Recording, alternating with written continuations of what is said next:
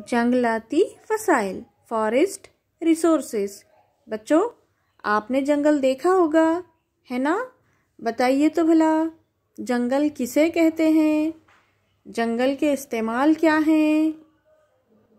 मुख्तलिफ किस्म के नबातात से भरे हुए और फैले हुए इलाके को जंगल कहते हैं।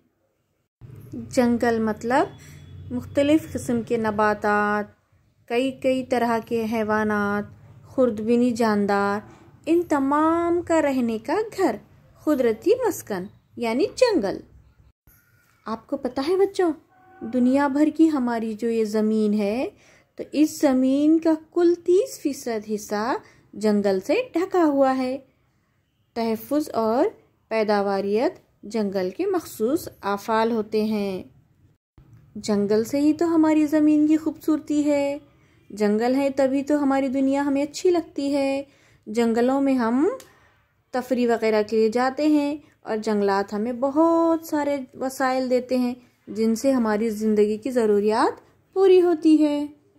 जंगल के आफ़ाल, तहफ़्फ़ुज़ी आफ़ाल अब हमें देखना है।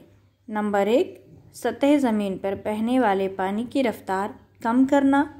नंबर 2, मिट्टी की झीज को रोकना। नंबर 3, ज़मीन में पानी के इंतज़ाम में मदद देना। नंबर 4, सैलाब पर काबू पाना। नंबर 5, तबख़ीर के अमल की रफ्तार को कम करना। नंबर 6, जंगलाती जानदारों का तहफ़्फ़ुज़ करना।